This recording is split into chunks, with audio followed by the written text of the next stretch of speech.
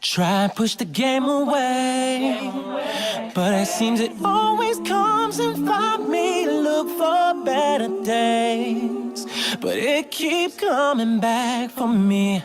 Seem everywhere I go, same trouble always finds me. Look for better days, but it keeps coming back for me.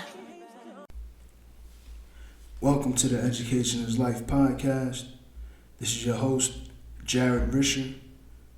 Today I sat down with Ayub and Redbeard from the Coffee and Benefits podcast. You can check them out on the Anchor app. Make sure you like and subscribe and, have a listen to their other topics as well.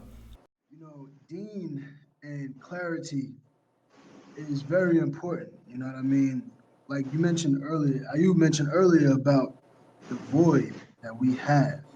And that's what may lead somebody to traveling, let's say to Africa, like for an African American. He might want to look for a place to live in Africa because that void, and he feels that the motherland is back in back in Africa. He's like, it's calling me. It's calling me. And then they make songs like Akon made Momma Africa. That was a real touching song and all this type of stuff back in the day. So somebody was like, they hear that song, they want to go back. They want to find a place to live in Africa. Well, the same thing with Dean, like whether it be religion or, people want to call it religion. Like I say, I don't call Islam a religion. I hate the term religion. I really abhor it, you know what I'm saying? Because religion is associated with dogmas and man's creation, man's ideas. And as I learn more about history and just Islam ul Din, it's the way of life. And even I feel that at one point in my life, nobody was practicing the Deen better than me. And I'm sure I'm incorrect, but I'm just saying, for me personally, I felt that, at one point back home, nobody was on the Deen stronger than me. From where when I'm working, and I'm just upholding the Sunnah. I'm exemplifying the Sunnah. I'm not like propagating it in my place of work. Say I'm just like Deshaun Jackson, Nick Cannon, Colin Kaepernick. Instead of them being activists or standing up for black rights, let's say I want to become a da'i, right? In my place of work, I have to understand where I'm at and what the rules are and what I can do within the contents of my agreement with my employer.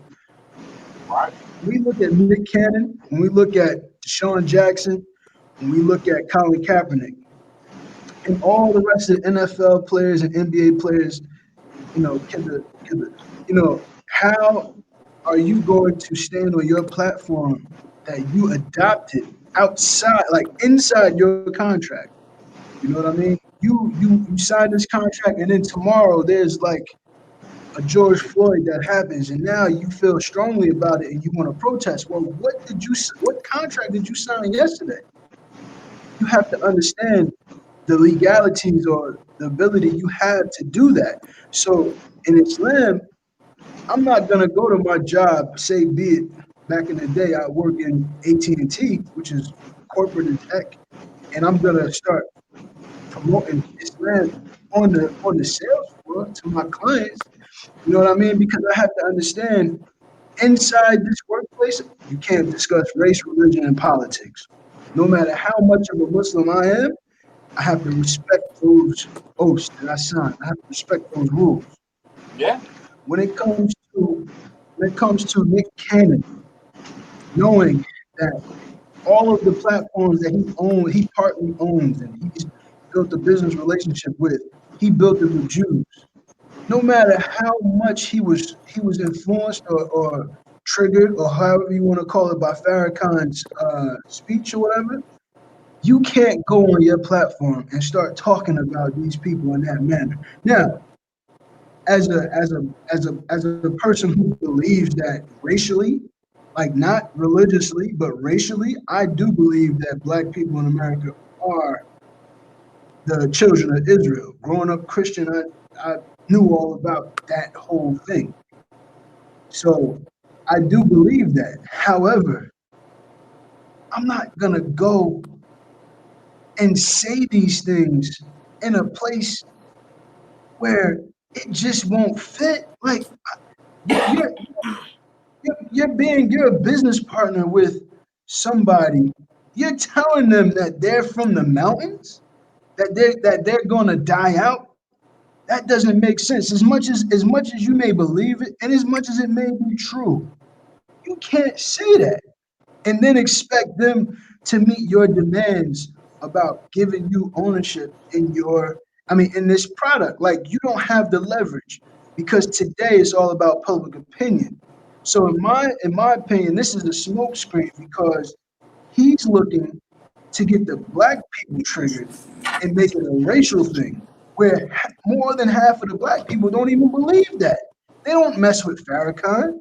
They don't mess with that information about us being the original people or being Israelites and all that stuff because most black people don't really understand what it means. They look at Jews, they don't look at Christ or Musa or any of these people as being black. They look at them as being white. I was listening to a podcast today with athletes, it's I Am Athlete with Brandon Marshall and Reggie Wayne and all these cats. Brandon Marshall said he was created by Jesus Christ. What are you talking about? And then to even think that the Jesus Christ he's talking about is the one that they have with dreadlocks, I would be naive to think that's who he's talking about. So how can Nick Cannon say this and then expect for people to get behind him? At the same time, for the athlete like Deshaun Jackson, they should have stood behind him. They should have supported him. And all of them should have said, listen, we because on the other hand, they all get behind Louis Farrakhan and they think that Farrakhan is speaking for them and they call him brother minister and all that type of stuff. In this situation, why didn't they stand behind Deshaun Jackson? You know what I'm saying? All you already know, most of these owners in these companies, these teams are Jewish. So when Deshaun Jackson came out and said that, it's at a time where Black Lives Matter, since y'all all buy into that, that was on the topic. Everybody's high on emotions. Why didn't you just say, yes, we are the chosen people? Yes, I don't rock with Hitler, but what he said was true. This is our problem as black people. We never stand up on truth when it comes to white people or Jews. You know what I'm saying? Because we don't have the confidence when it comes within each other, within our community, we have all the confidence in the world. Yeah, I'm a king. I'm a king. Where's all that king stuff now? Mm-hmm. You know what I'm saying? King and queen. They don't look like kings and queens right now. This is not black excellence. Ever since George Floyd, ever since that George Floyd situation, and I think it was July 2nd, when Black Lives Matter turned into Black Trans Lives Matter, we've been taking L's because nobody understands what Black Lives Matter means. On that sports podcast, they had a guest on there was Jared Odrick. He used to play for the Dolphins, I think for the Ravens, I think.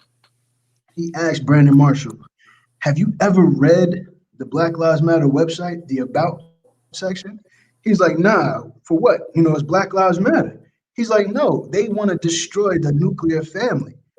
And Brandon Marshall is like, what does that even mean? I don't even know what that means. He said that means the father, the mother, and the child.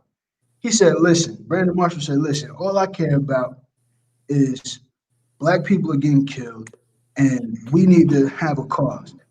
He's not even thinking about what this organization represents. So the brother said, well, what about when you donate money? He's like, I don't care where the money goes.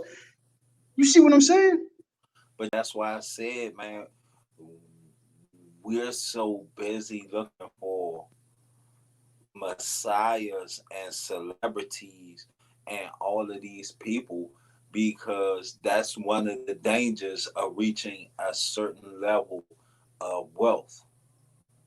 Because, oh, not even wealth, but you get you a couple of little dollars that'll make you and your generation of immediate family live relatively well.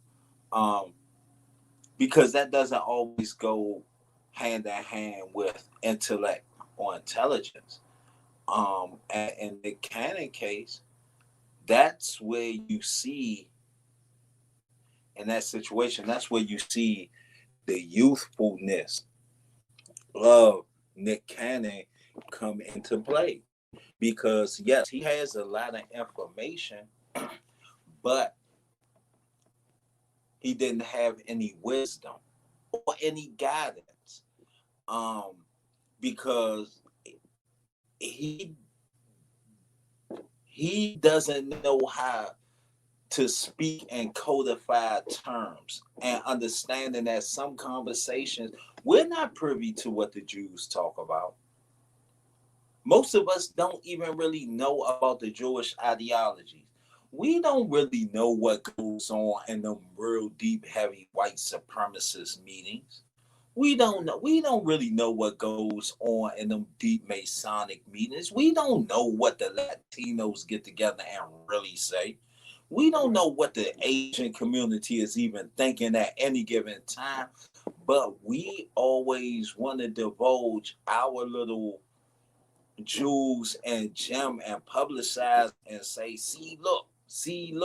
We always doing that almost like it's not even about causes like equality and reparation. We just want to be recognized and we want a collective world hug as opposed to really getting down to business. And because if he would have had some wise guys in his corner, or if he would have had wisdom in his corner, he would have looked at Professor Grimm and said, even though I may agree with what he said, I may agree with his ideology and everything he says, I'm in 100% agreement. But I see what happened when he was the way that he was and how that got him ostracized from the vehicle that he was in. It wasn't that Public Enemy had disagreed with him, but they had a little bit of like, man, listen, we with the cause, but if if we jump with that narrative, we're going to be left without a platform, especially during that time when you needed a label backing. You wasn't getting it off the muscle. They was like, nah, champ, you going too far. Like, and you saying it out in these, and you know this is their platform. You're on their radio show talking like this. We got to disassociate ourselves for the mission, for the greater good. Nick Cannon's supposed to look at that. And that's like, for instance, you a two-time felon. You're not a two-time felon. You never been locked up before, but you're going to decide to go on a mission with a guy who got a rap sheet long as his forearm connected to his leg.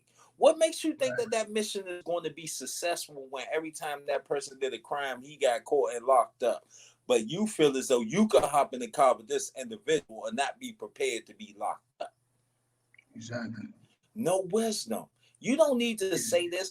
And because a lot of times, man, for real, you'll see people get into that's that old prison mentality. You read a couple of books, so now you just talking and you just playing intellectual sword game where the conversation really isn't relevant about anything, nor is it going anywhere, nor is it benefit or useful.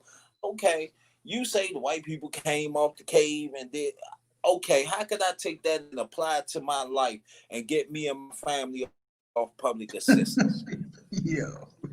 I mean, okay, yeah, we came from Mansa Musa was the richest person. He was the richest man in the world. Yeah, if his wealth was calculated today, he would be worth $50 trillion. Oh, my public assistance just hit on my EBT card. I got 350 on that. Right.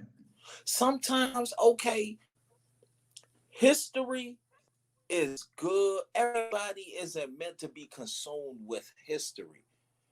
That's when we have a certain level of academia who can learn these stories and learn about these things And because a lot of times they are the ones who have the wisdom, who will tell it to the people, but they'll tell it to the people in a way in which they can act on the past to produce a better future.